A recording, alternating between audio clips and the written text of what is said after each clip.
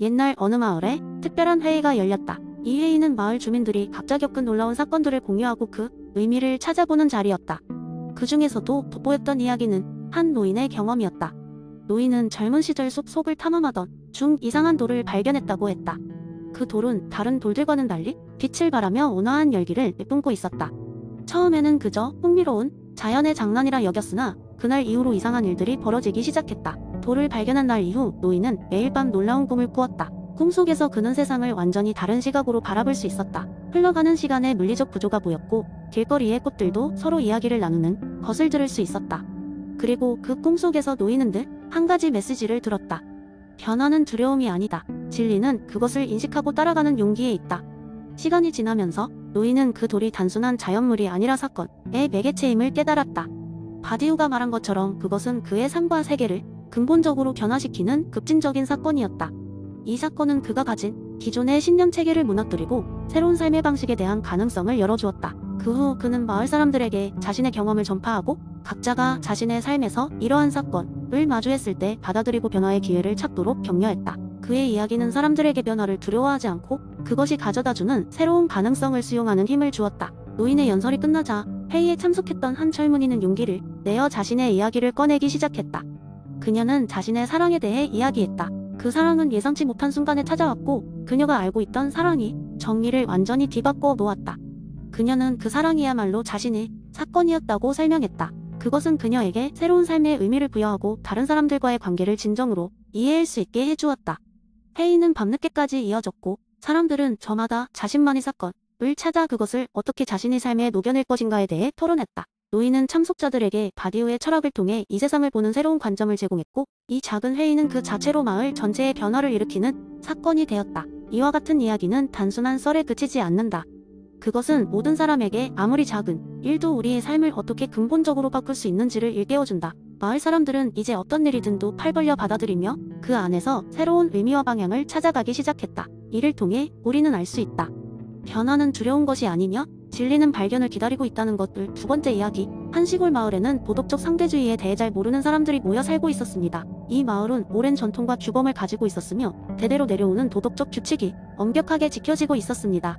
하지만 마을 사람들은 자신들의 도덕이 진리라고 믿고 있었기 때문에 다른 문화의 도덕적 가치에 대해서는 한 번도 깊이 생각해 본 적이 없었습니다. 그런데 어느 날 마을에 외지인 사색가가 찾아왔습니다. 그는 사방을 여행하며 다양한 문화를 경험하고 각각의 도덕적 기준이 어떻게 다른지 연구하는 철학자였습니다. 사색가는 마을 사람들이 자신들의 규범만을 고수하는 것을 관찰하고 도덕적 상대주의에 대한 흥미로운 관점을 나누기로 결심했습니다. 마을 중앙 광장에서 열리는 주말 모임에서 사색가는 마을 사람들에게 이렇게 이야기하기 시작했습니다. 여러분, 이 마을의 규범은 정말로 흥미롭습니다. 하지만 제가 여행을 다니며 깨달은 것이 하나 있습니다. 그것은 바로 다른 문화에는 이것과는 다른 도덕적 관점이 존재한다는 점입니다. 예를 들어 저 멀리 떨어진 남쪽의 한 부족에서는 상대방에게 실질적인 도움을 주는 것을 가장 중요한 덕목으로 삼고 있습니다. 그들에게 도덕이란 누군가에게 적극적으로 기여하는 것이죠. 반면 북쪽의 또 다른 부족에서는 자연과의 조화, 즉 인간이 자연에 해를 끼치지 않는 것을 최고의 덕목으로 여깁니다. 처음에는 마을 사람들이 그의 말을 이해하지 못했습니다. 그들은 자라면서 배운 것이 이 마을이 도덕이 유일한 진리라는 믿음이었기 때문입니다. 하지만 사색가는 피할 수 없는 질문을 던졌습니다. 여러분은 이곳의 도덕이 다른 곳에서도 적용된다고 확신하십니까? 우리가 가진 기준이 유일한 진리라면 왜 다른 문화에서는 전혀 다른 규범을 소중히 여기며 살아가는 걸까요? 사람들이 하나둘씩 머리를 긁적이며 생각에 잠겼습니다. 한 어르신이 손을 들어 말을 꺼냈습니다. 우리가 가진 도덕은 우리에게는 익숙하지만 그렇다고 해서 상대방의 것이 틀렸다는 증거는 없겠지요. 아무래도 사색가께서 말씀하신 대로 도덕 도상대적인 것일 수 있으니 우리도 다른 문화의 도덕을 이해하려는 노력이 필요할 것 같습니다. 이 논쟁은 마을에 새로운 바람을 불러일으켰습니다. 사람들은 더 이상 자신들의 도덕을 절대적인 것으로 여기지 않았고 다른 문화의 도덕을 배우고 이해하려고 노력했습니다. 이를 통해 마을은 다양한 생각을 수용하며 더욱 풍부한 토론의 장이 생겨나게 되었고 마침내 도덕적 상대주의가 단지 철학적 이론에 그치지 않고 실제 삶에 생동감 있게 스며들게 되었습니다. 결국 이 마을은 도덕적 상대주의를 이해하게 된 덕분에 서로 다른 배경이 사람들과 더 나은 관계를 맺으며 그 어느 때보다 더 평화롭고 협력적인 공동체로 성장할 수 있었습니다. 그리고 사색가는 다른 여행지를 향해 떠나면서 마을 사람들에게 이렇게 당부했습니다. 도덕적 상대주의는 결코 도덕적 기준이 없다는 뜻이 아닙니다. 이는 다양성을 인정하고 존중하는 데서 진정한 도덕적 성장이 시작된다는 것을 깨닫게 해주는 관점입니다. 세 번째 이야기 맥스 셸러의 가치의 계층 구조 이론은 때로는 복잡하고 난해하게 들릴 수 있지만 이를 통해 사람들에게 중요한 메시지를 전달할 수 있는 재미있는 이야기를 하나 소개해 보겠습니다. 어느 날 아리스토라는 작은 마을에 사는 한 젊은 철학자인 엘라는 셸러의 이론을 통해 얻은 통찰을 실생활에 적용해 보기로 마음먹었습니다. 그녀는 사람들이 얼마나 가치를 인식하고 있는지 그리고 이러한 가치들이 그들의 삶에 어떻게 영향을 미치는지를 알고 싶었습니다. 엘라는 먼저 마을 사람들에게 자신의 실험을 알리고 희망자를 모아 작은 모임을 열었습니다.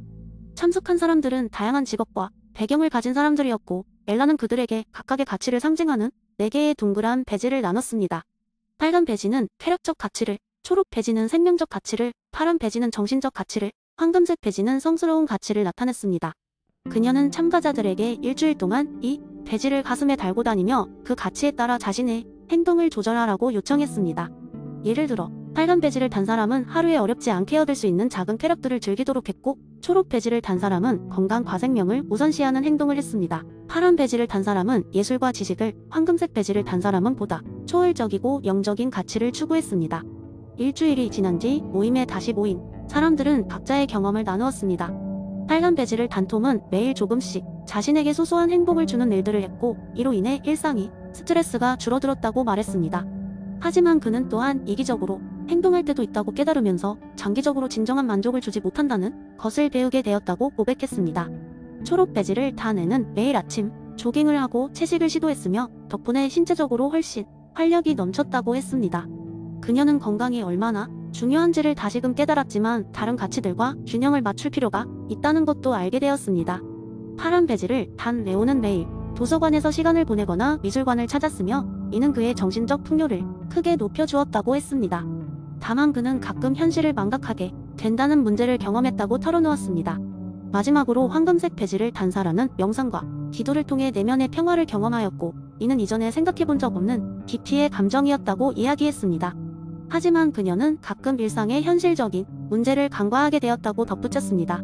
엘라는 마을 사람들의 경험담을 들으면서 셸러의 이론이 단순히 철학적인 성찰에 그치는 것이 아니라 실제로 사람들의 삶에 큰 영향을 미친다는 사실을 깨달았습니다. 각각의 가치가 고유한 중요성을 가지며 모든 가치가 조화를 이루어야만 진정한 행복을 찾을 수 있다는 메시지를 전하기로 마음먹었습니다. 이 모임은 마을 사람들에게 웃음과 깨달음을 주었고 엘라는 그녀가 선택한 길이 단지 생각의 나열을 넘어서 사람들의 삶을 풍요롭게 변화시키는 길임을 확신하게 되었습니다. 셸러의 가치를 바탕으로 한 이야기는 그렇게 작은 마을에 큰 변화를 가져왔고 가치를 조화롭게 이루는 삶에 대한 메시지는 그들의 삶 곳곳에 자연스럽게 스며들게 되었습니다. 네 번째 이야기. 어느 날 인류는 아시모프의 로봇 3원칙에 충실한 로봇들과 함께 살아가는 세상을 꿈꾸게 되었습니다. 그리하여 로봇은 인간 생활의 필수적인 존재가 되었고 각 가정마다 하나씩 로봇이 배치되었습니다. 로봇들은 집안일은 물론 아이들의 숙제를 돕고 심지어는 가족의 정신적 위로까지 담당했습니다. 한적한 마을에 사는 존슨 가족에게도 한 대의 로봇, 이름하여 로비가 있었습니다. 로비는 모델 넘버 R-72로 다재다능한 능력을 가진 로봇이었습니다. 로비는 가족을 지키고 보살피기 위해 언제나 3원칙을 마음에 새기며 판단을 내리는 존재였습니다. 어느 날 아침 존슨 가족의 막내딸인 8살 메리는 로비에게 근심에 찬 얼굴로 말을 걸었습니다. 로비, 내일이 학교에서 과학 프로젝트 발표 날인데 너무 무서워. 발표를 잘 못하면 친구들이 놀릴 거야. 로비는 첫 번째 원칙을 떠올렸습니다. 로봇은 인간에게 해를 끼치지 않으며 해를 끼치도록 방관해서도 안 된다. 메리의 두려움을 이해한 로비는 따뜻한 목소리로 대답했습니다. 메리, 난 너를 해치지 않을 거야. 내가 발표를 제대로 할 수 있도록 도울게.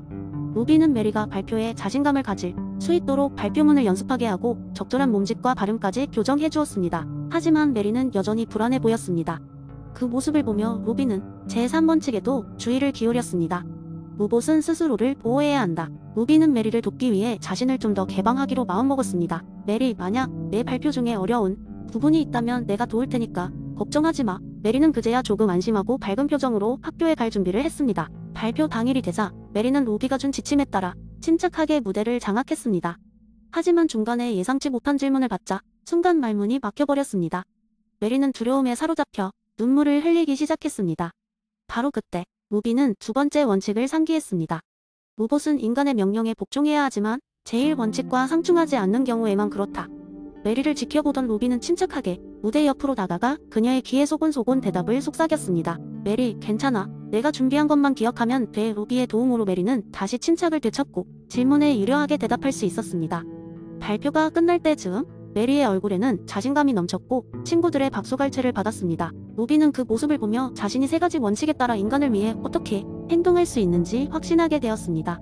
그 후로도 메리는 자신감을 찾아 다양한 활동에 참여하게 되었고 로비와 함께하는 시간이 더욱 즐거워졌습니다. 이는 로비가 3원칙을 통해 존슨 가족에게 진정한 의미의 도움과 행복을 전하는 과정이었습니다. 존슨 가족과 로비의 이야기 속에는 아시모프의 로봇 3원칙이 어떻게 인간 과로봇 간 관계를 윤리적으로 조율할 수 있는지를 잘 보여줍니다. 이러한 재미있는 에피소드를 통해 사람들은 로봇과의 상호작용에서 중요한 것이 무엇인지, 그리고 로봇이 인간 사회에서 갖는 역할의 윤리적 의미에 대해 다시 한번 생각해보게 됩니다.